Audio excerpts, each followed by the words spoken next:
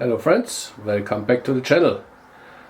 Today's topic is rare Vetterli rifles. Of course I cannot show you all rare Vetterli rifles. I don't have a cavalry version to show you, but I can show you some of them. And first we have to make clear what is a normal or ordinary Vetterli rifle. What you see on top I would consider an ordinary Vetterli rifle.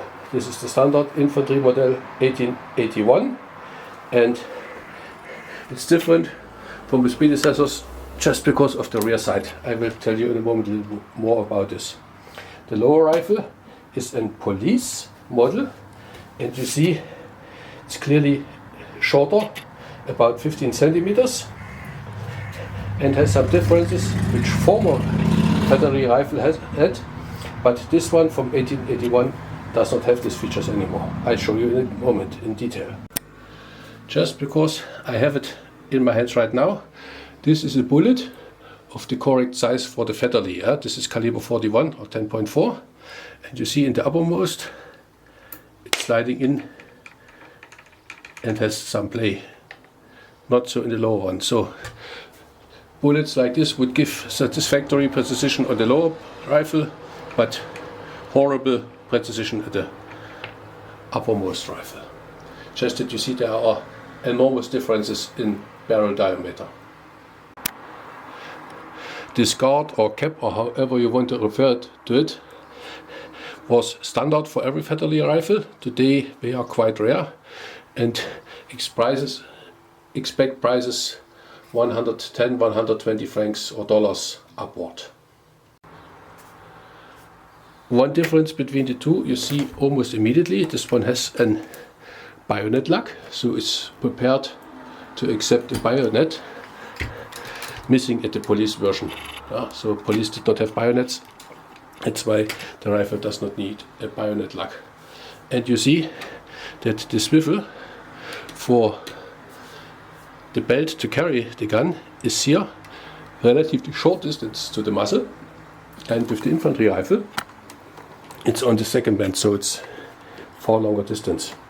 And the reason the police version had this is that it could be carried under the raincoat, and apparently this was not necessary for the military, so they carried the rifles above the raincoat, and the police apparently they did not like to clean that much.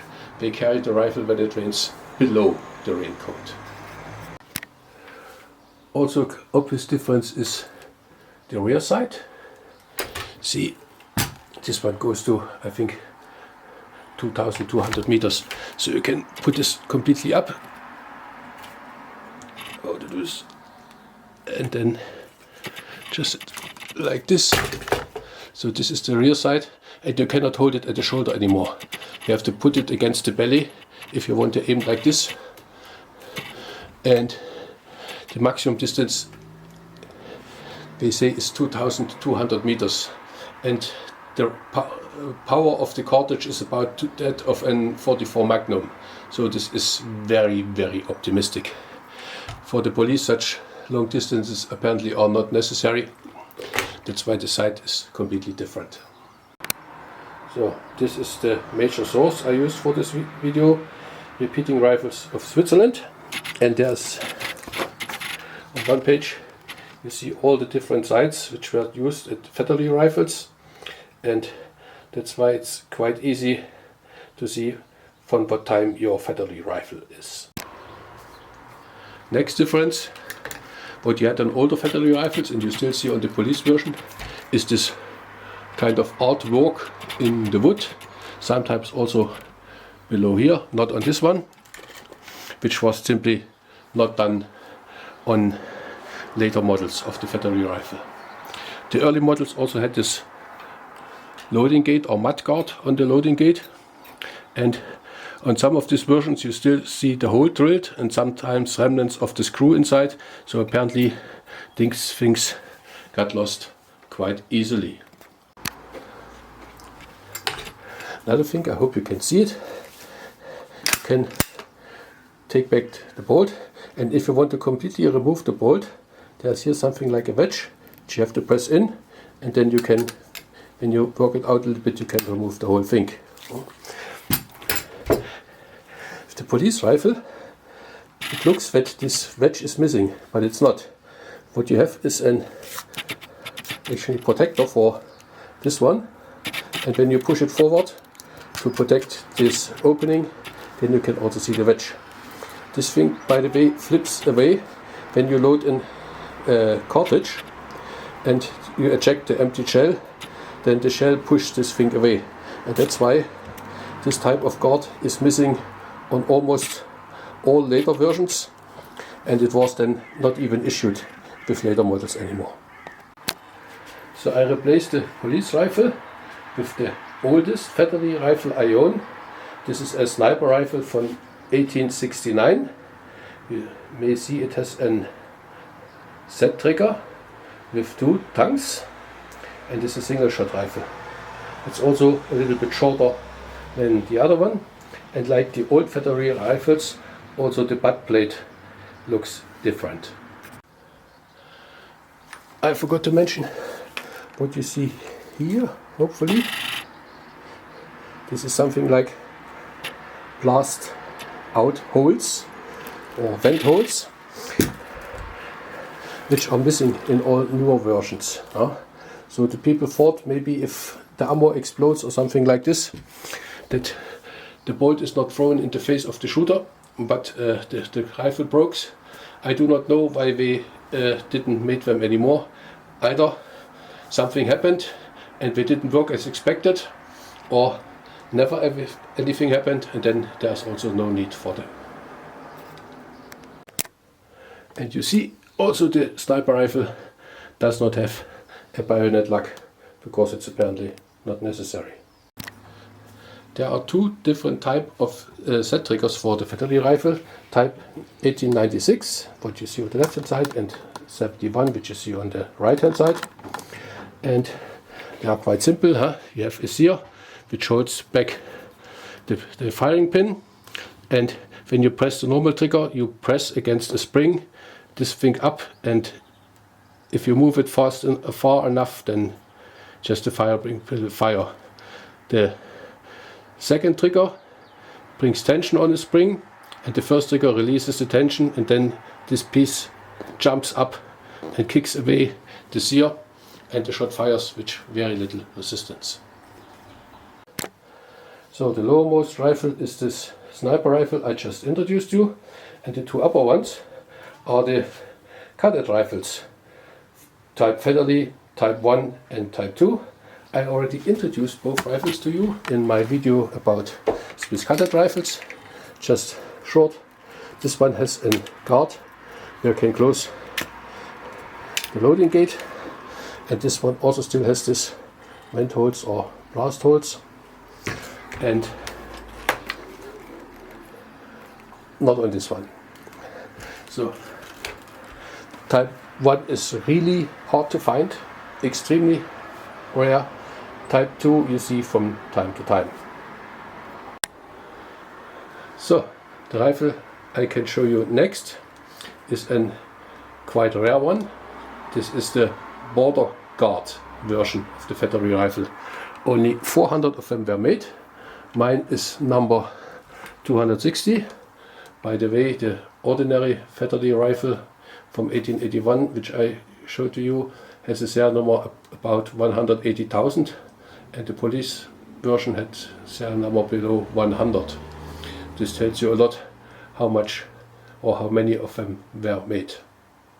So they are quite rare, and I saw them in auctions with about $2,500 starting bid.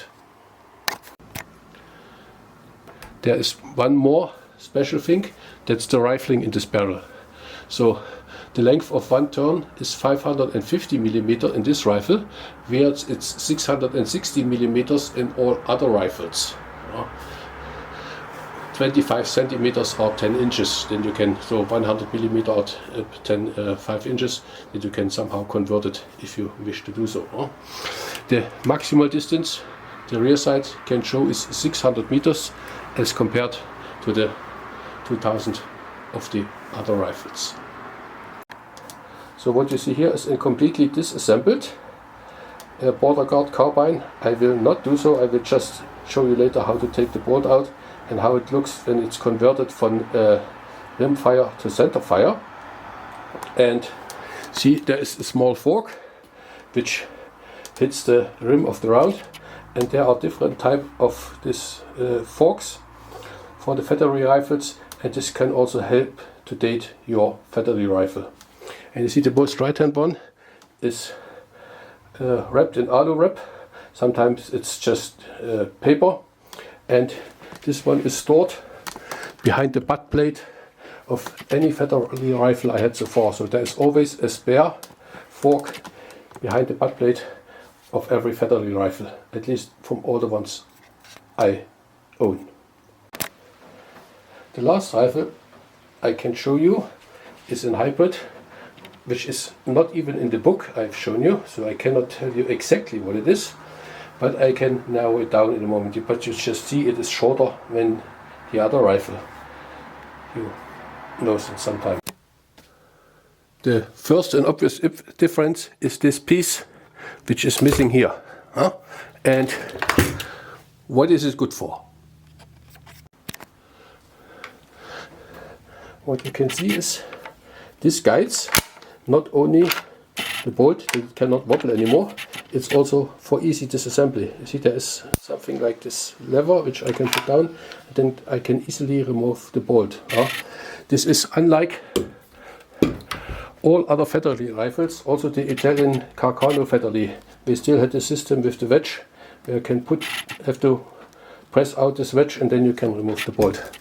So according to Werner Kessler, the expert, not only for Swiss historic arms but any kind of historic arms, this probably was a test model, prototype, which was made for the Italian Vetterli and then just probably sold off. Single load, you see, loading gate is to the side, and apparently here the barrel was shortened, because this is also not the original front side.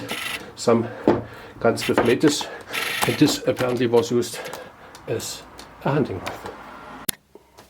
If you want to remove the bolt, this one is very easy. You open it, take it out. All you have to do is just have this thing down. If it's up, it's locked. If it's down, you can remove it. With this rifle, you always have to push out this wedge, and you need tools to do so. It's not difficult, but you need a tool, and you can open it and take the bolt out. And now let's have a look at the differences. The uppermost is from the newer gun, and the lowermost is from the older gun. And you see, this one is already ready for center fire. There is no place for this striking fork. Whereas this one, you see, the fork was, there's a space on this side, there's a space on the other side. This is where the fork was running and pushed by this piece here. And now there is a center fire piece. And if you want to convert your Vetterli from rim fire to center fire, and you do not have a gunsmith which can do this for you, I always would recommend let it do with a gunsmith, by a gunsmith. You have to drill a hole through this one, and then the simplest thing is cut a nail to size which fits through the hole, and then the nail can serve as a firing pin. This is, I saw guns converted like this which shoot, so it's no problem to do it yourself if you intend to do so.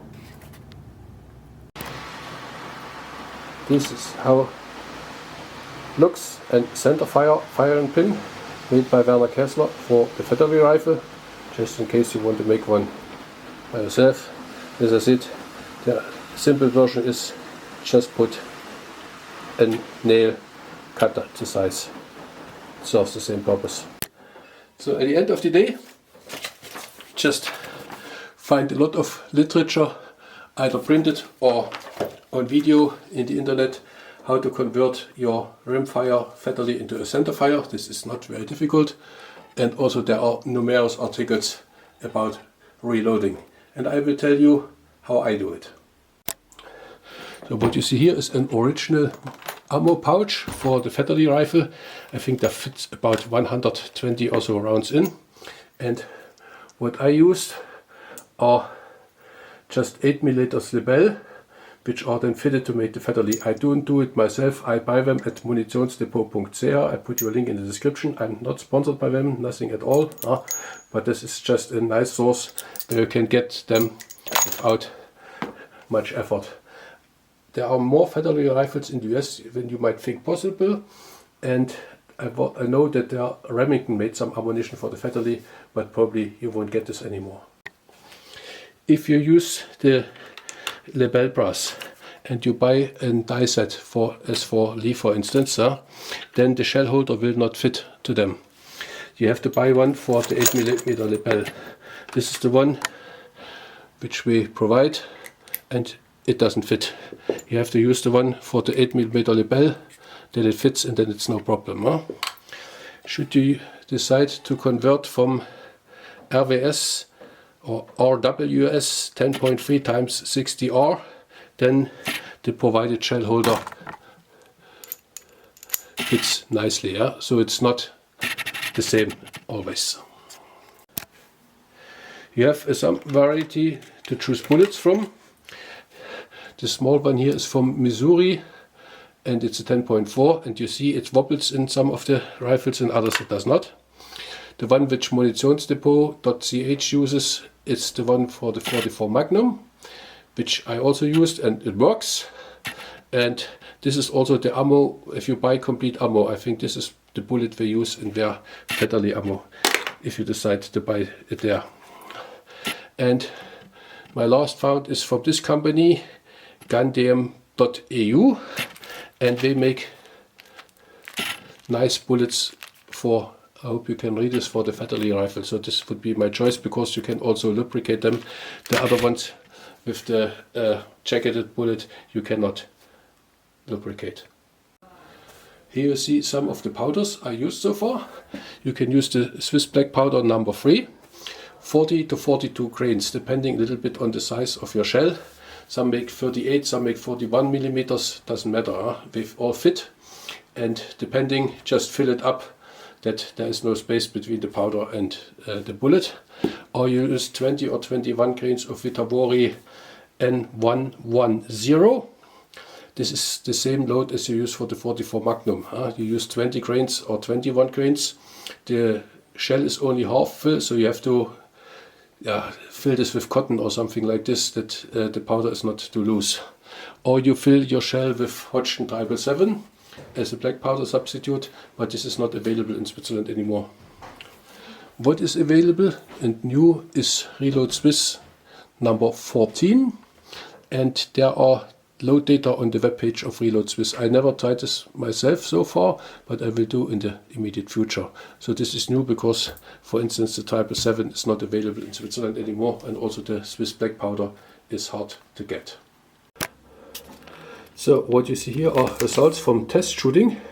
Compare the Vetterli rifle with the rifle 89, and why doesn't it focus?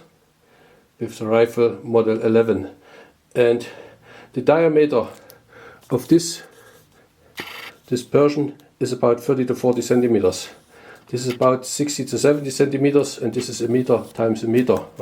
So a little bit more than a yard times a yard. This is on 300 meters. So do not expect superior precision from your Vetterli rifle whatsoever.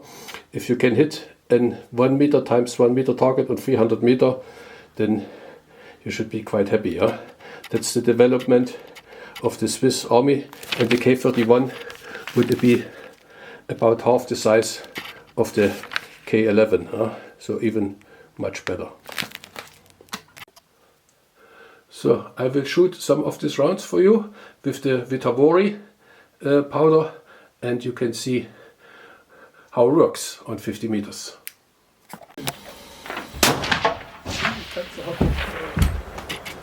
Gedächtnisprobleme, was Steuern angeht. Genau. Genau.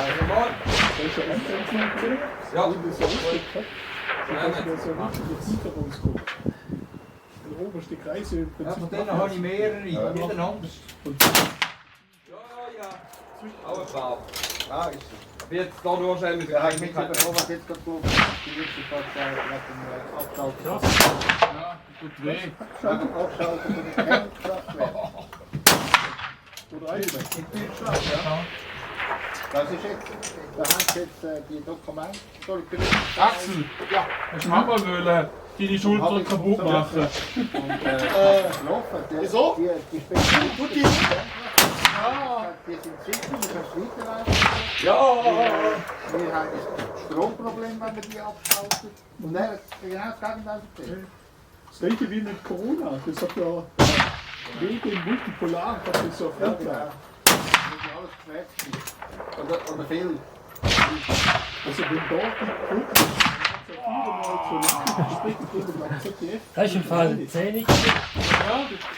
jetzt haben wir eins, so viel unter dem. Ja, wir werden jetzt das auch, ja. Und danke noch. 2 Schuss lange mal.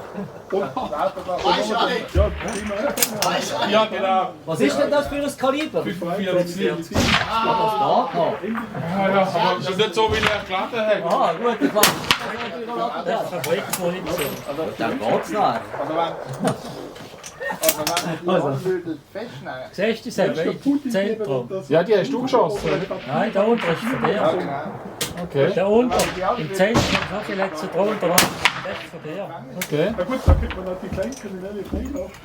Ja, Ja, ich habe schon immer gewusst, dass ich der Quickly bin. Aber hat das aber nicht 45, 120 gehabt? Ich glaube, der hat die ganz langen Zapfen gehabt. Nicht nur 45, 70. Anwälte zum Einschnittproblem einlaufen. Das kannst du nicht sagen. Schießt jetzt in die Mitte wieder. in der Schweiz ist es ähnlich. Hier so der Eindruck, Die haben das auch gewusst. ich bin auch in der Zeit. Das ist so eine internationale Verstrickung. Ja, ist es, ja. Du kommst schon Ich habe es nicht gesehen, ehrlich gesagt. Ja. Wenn du Ich gehe nochmal aufs Feld. Ja, das ist einfacher. dann können die nicht mehr raus. Die auch, die sagen ja Nord Stream. Das ist mein These. Der Auftraggeber, der hat das nicht Sieht ganz gut aus.